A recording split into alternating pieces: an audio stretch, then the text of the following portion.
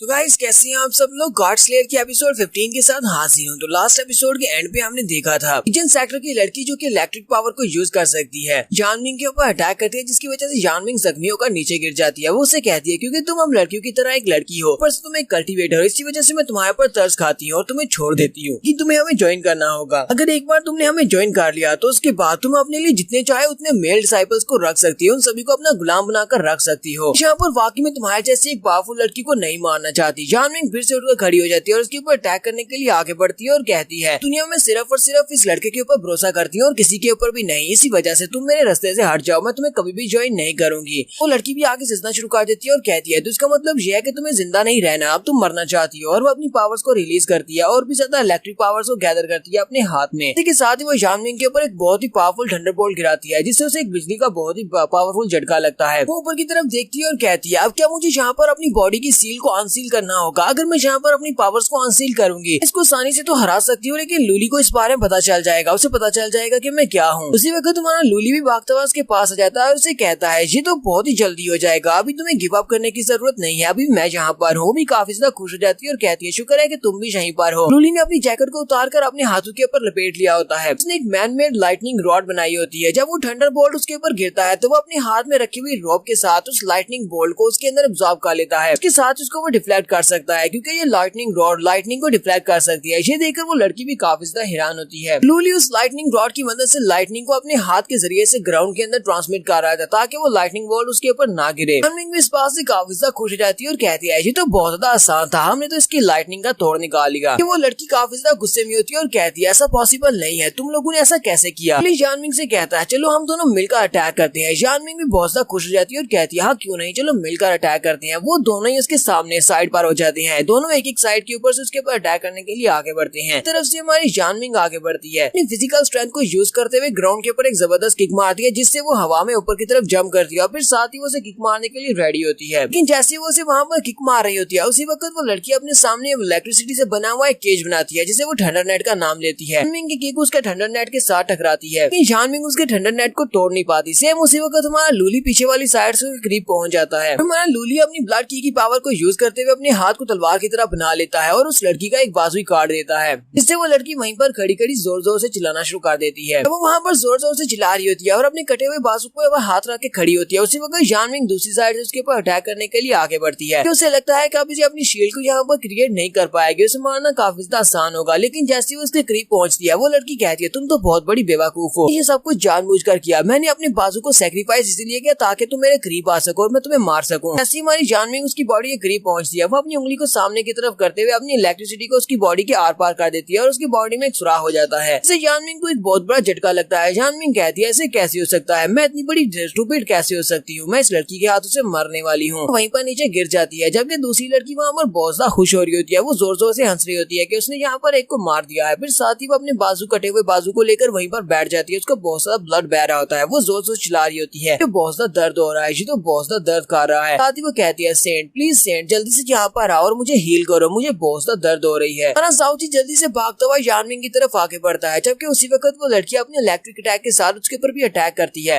भागते हुए उसके अटैक को अवॉइड करता है, लेकिन अवॉइड करने के चक्कर में वो भी पीछे की तरफ गिर जाता है। वो लड़की और भी ज्यादा खुश हो जाती है और कहती है देखा तुमने, मैंने तुम दोनों को किस तरह आसानी के साथ हरा दिया। ये टीम मेंबर तो पहले से मर चुकी है, अब तुम यहाँ पर ज्यादा कुछ नहीं कर सकते। क्या तुम्हें लगता है कि तुम यहाँ पर मुझे हरा सकते हो? तुम मुझसे फाइट नहीं कर सकते। लिटिल कोई भी वहीं पर बैठी बैठी रोना शुरू कर देती है और चिल्लाकर उसे कहती है ब्रदर लूली क्या तुम ठीक हो? वो वहाँ पर चिल्लाकर अपने ब्रदर लूली का नाम पुकारती है। दूसरी लड़की कहती है तुम यहाँ पर शोर क्यों मचा रही हो? और वो उसकी तरफ देखने के बाद अपने थंडरबोल्ट को उसकी तरफ भी फेंकती है ताकि वो उस लड़की को भी मार सके। उसका थंडरबोल्ट जाकर लिटिल कुई के साथ टकराता है तो लिटिल कुई बैग के पीछे से उड़ते हुए पीछे की तरफ गिर जाती है। लूली बेचारा क्योंकि जख्मी होने के बाद नीचे गिरा होता है, इसी वजह से वो आगे बढ़कर लिटिल कुई को भी नहीं बचा सकता। तो वो लड़की उठती है और आकर अपने पाँव को लूली के सर के ऊपर रख लेती है और उसके मुंह को नीचे की तरफ दबाते हुए कहती है तुम अभी मेरे सामने रेजिस्ट करना चाहते हो, अब बस भी करो, तुम और ज्यादा रेजिस्ट नहीं कर सकते। तुम्हारी विल पावर काफी ज्यादा स्ट्रॉन्ग है, लेकिन तुम्हारे पास जो स्ट्रेंथ है वो बहुत ज्यादा कम है। मैं यहाँ पर फिलहाल के लिए तुम्हें नहीं मारना चाहती क्योंकि तुम बहुत ज्यादा स्ट्रॉन्ग बिल्ड हो, तुम्हारी जिंदा रहने की इच्छा बहुत ज्यादा पावरफुल है और दूसरों को बचाने की भी। ऊपर से तुम काफी ज्यादा हैंडसम भी हो, तो मुझे काफी ज्यादा पसंद आए हो, इसी वजह से मैं तुम्हें यहाँ पर इतनी आसानी के साथ तो नहीं मार सकती। ऐसा रहेगा अगर तुम मेरे पालतू कुत्ते बन जाओ तो मैं तुम्हें जिंदा छोड़ दूंगी, तुम हमेशा मेरे साथ रह सकते हो। साथ ही वो अपने पाँव को नीचे की तरफ दबाती है और लूली के सार को ग्राउंड के अंदर गड़ा देती है। वो उसे कहती है मुझे तुम्हारी आवाज नहीं आ रही, तुम मेरे कुत्ते बनोगे या नहीं। तो लूली के पास सिस्टम ओपन होता है और उसे कहा जाता है पता चला है कि हमारा होस्ट बहुत बड़े खतरे में है, इसी वजह से क्या तुम अपने गिफ्ट पैक को ओपन करना चाहोगे। लूली के सामने उसकी विंडो होती है जिसमें उसे गिफ्ट पैक को ओपन करने के बारे में कहा जा रहा होता है। यहीं से हमारे लूली को एक बैकग्राउंड सीन याद आता है जहाँ पर वो अंकल ली के साथ होता है। वो अंकल ली के साथ काफी सारे मॉन्स्टर्स के साथ गिरा होता है। वो दोनों एक दूसरे की पीठ के साथ पीठ जोड़कर बैठे होते हैं। लूली कहता है मैं इतना ज्यादा कमजोर कैसे हो सकता हूँ। अंकल ली से कहता है अंकल ली मैं जहाँ पर किसी को बचाना चाहता हूँ लेकिन मैं किसी को भी बचा नहीं पा रहा, तो इतना ज्यादा कमजोर हूँ कि इन मॉन्स्टर के सामने मैं अपने आप को भी बचा नहीं सकता। तो अंकल ली उसे कहते हैं तुम्हें जिंदा रहना होगा और आगे बढ़ना होगा, और उसी के साथ उसे अंकल ली का कटा हुआ सर भी दिखाई देता है। लूली कहता है मुझे कमजोर नहीं रहना बल्कि मुझे बहुत ज्यादा स्ट्रॉन्ग बनना है। फिर साथ ही वो चिल्लाकर कहता है ठीक है मेरे गिफ्ट पैक को ओपन करो। जैसे वो गिफ्ट पैक को ओपन करने का कहता है उसी वक्त वो अल्टरनेट डायमेंशन में चला जाता है। वहाँ पर जाने के बाद वो अपनी बॉडी की तरफ देखता है तो उसकी बॉडी पूरी तरह से हील्ड होती है और वहाँ पर एक बहुत ही बड़ा सा रूम होता है जहाँ पर बादल भी होते हैं। और उसके सामने एक बड़ा सा स्नेक पर्सन आता है जिसकी नीचे वाली सारी बॉडी स्नेक की होती है जबकि ऊपर वाली बॉडी ह्यूमन की होती है। ये एक गॉड होता है जो कि इसे यहाँ पर इसकी पावर्स देने के लिए आया है। साउची उसकी तरफ देखता है कहता है कौन हो तुम। स्नेक मैन उसे कहता है मैं यहाँ पर तुम्हें क्या देने के लिए आया हूँ, मैं तुम्हें यहाँ पर एक गिफ्ट देने के लिए आया हूँ। ये गिफ्ट इसको 8 ट्रायग्राम कहा जाता है। ये एक बहुत ही स्पेशल गिफ्ट है जो कि गॉड्स की तरफ से है। इसके 8 स्टेप्स होंगे, इसके एक एक स्टेप को तुम्हें अनलॉक करना होगा। जैसे जैसे ही तुम इसके स्टेप्स को अनलॉक करते जाओगे तुम्हारी पावर बढ़ती जाएगी और जब तुम 8 स्टेप्स को अनलॉक कर लोगे तो तुम्हारे पास डेमी गॉड की पावर आ जाएंगी। तो वो अपने पास से 8 ट्रायग्राम की पावर हमारे लूली को दे देता है। लूली कहता है ये यहाँ पर किस बारे में बात कर रहा है, ये एंशिएंट गॉड्स और एंशिएंट लेजेंड स्टोरीज की बात कर रहा है, क्या वाकई में इस तरह की पावर्स इस दुनिया में एग्जिस्ट करती हैं। लूली से कहता है तो क्या तुमने इस सिस्टम को बनाया है, क्या तुम ही ये सिस्टम हो, मेरे पास जितनी भी पावर्स हैं क्या वो सारी की सारी पावर्स तुमने मुझे दी हैं। तो स्नेक गॉड वहाँ से जाते हुए उसे कहता है मेरी एक बात को याद रखना, मैंने गिफ्ट में जो 8 ट्रायग्राम्स दी है ये अभी तक फुली अवेकन नहीं है। अगर तुम इन्हें फोर्सफुली अवेकन करने की कोशिश करोगे तो इससे तुम्हारी सोल डैमेज हो सकती है, इसलिए इस बात को याद रखना, इन्हें अपने आप से ओपन होने देना। इसके लिए बहुत ज्यादा मेहनत करना पड़ेगी तब जाकर 8 ट्रायग्राम पूरी होगी। लूली को जैसी वो 8 ट्रायग्राम की पावर मिलती है तो इसका पहला लेवल अनलॉक होता है। पहले लेवल के साथ इसके अनलॉक होने के साथ से पावर्स मिलती हैं। लूली जिस फाइटर के साथ फाइट कर रहा होता है 8 ट्रायग्राम को यूज करने की वजह से उसी फाइटर्स की वो एबिलिटीज को कॉपी कर सकता है। उसी वक्त लूली की आंखें चमकना शुरू हो जाती हैं और उसकी बॉडी से इलेक्ट्रिसिटी निकलना स्टार्ट होती है।